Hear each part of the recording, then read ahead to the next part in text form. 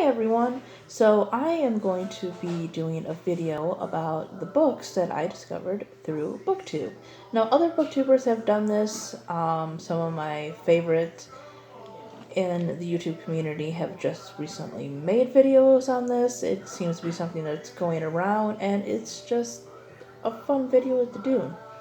It's fun to hear about all the stories and everything that you discovered through other readers. Because that's the great thing about BookTube is that community that's here, that exchanging of ideas and everything, of picking up a book that you might not have before. Maybe you didn't have another reader's opinion and you just didn't know a whole lot about it, and then you discovered it was a great book. So here is my list of books that I so far have read. Some I liked more than others, but mostly I've had some pretty great reading experiences because of BookTube.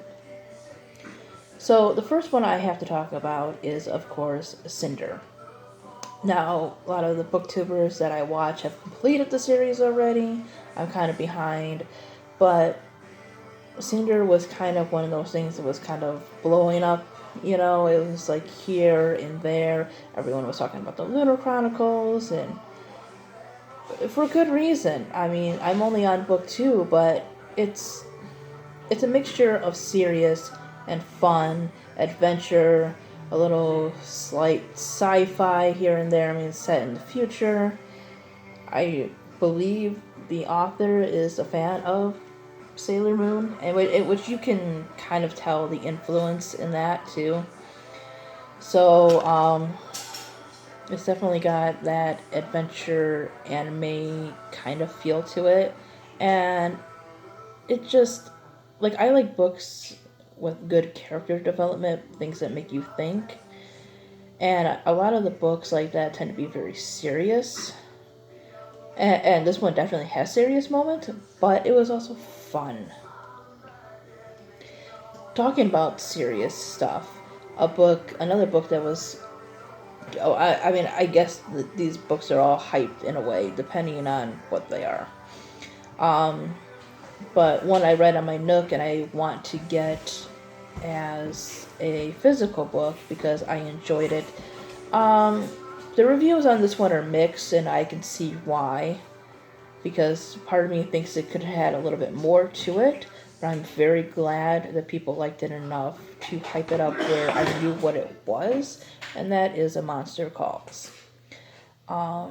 Beautifully written for something that's more aimed at young adults, middle grade, I'd say. Even it has a very young character, so I would say probably middle grade and up. But just, it's, like I said, heartbreakingly, beautifully written and everything.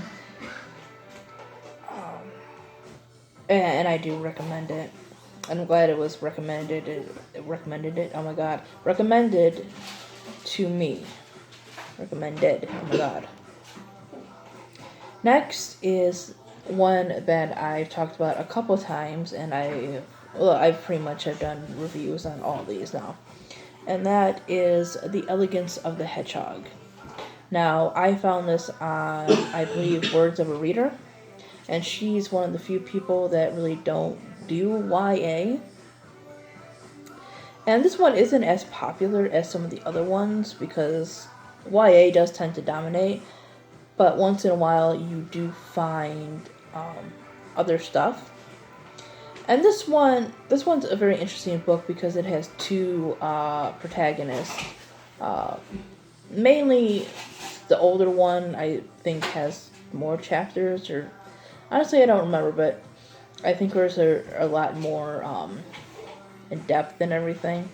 But it's told from the point of view of a middle-aged woman and then a 12-year-old girl, I believe she was, who live in a apartment like building in Paris, and it has a lot of great dialogue. And I'm glad that different kind of books besides the super popular, usually YA ones, get some recognition.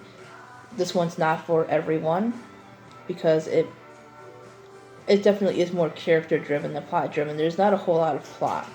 And I'm glad there's people out there giving, interest in character driven books and like books with dialogue and don't always have to have love triangles or a lot of action and stuff. Sometimes it's just nice to read a book with thoughts. A more recent read is Me and Earl and the Dying Girl. This one took a serious subject matter and kept it serious, but more in a realistic way. It felt much more realistic with the way teens react to things and just how they handle things and life in general. And I thought some aspects of it could have been a little bit better. Maybe it lacked emotion too much, but maybe that's just the way I read it. But I think underneath some things, it was very emotional.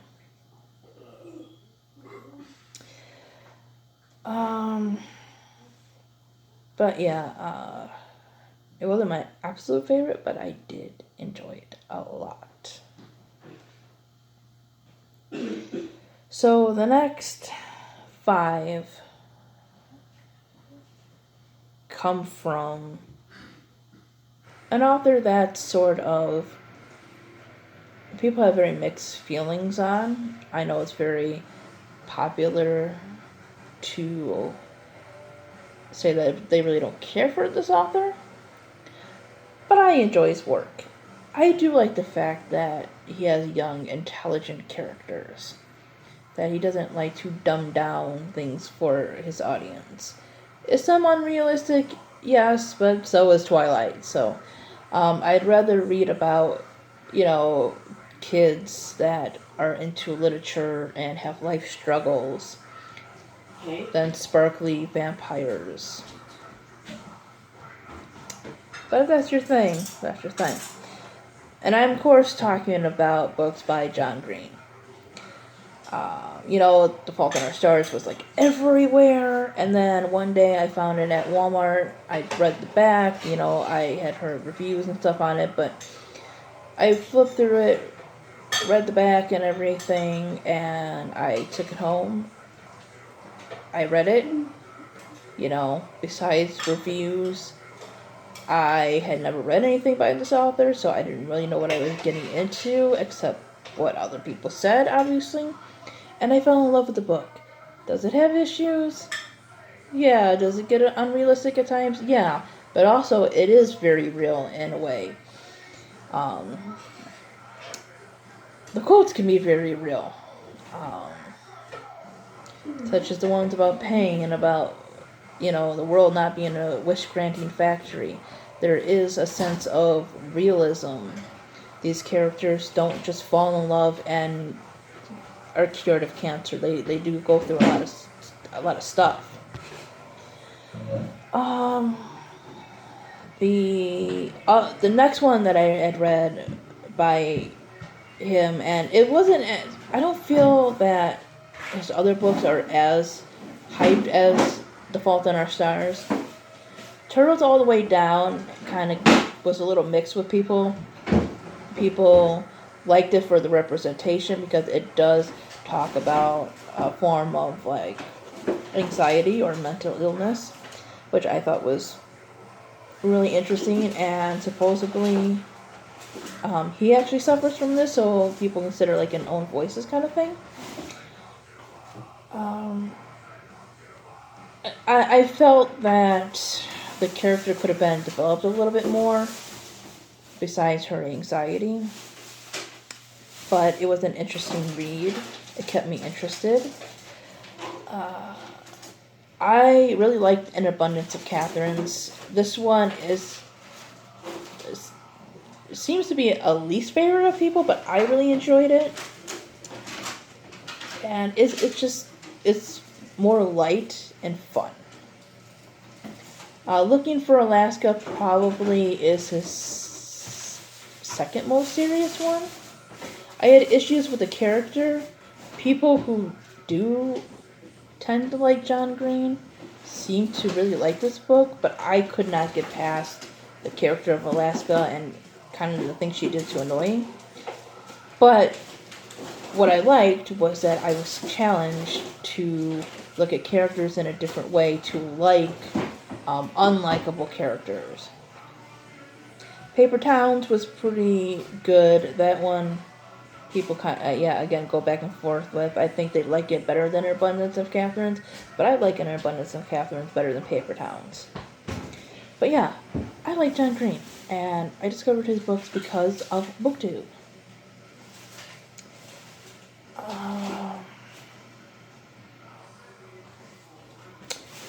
So BookTube has also introduced me, I have not read all of them, but introduced me to looking into, I don't even know if that makes sense, the idea of looking into more indie authors and me promoting my own work to other indie authors. And so I read The Vulnerable Gods by Todd Wittenmeyer, who is Todd the Librarian, on YouTube, BookTube, whatever you want to call it. Really good for something that is an indie book. I mean, you have mystery, you have family, you go into the idea that family does not have to be blood. I mean, you have a female scientist, so you have an intelligent woman.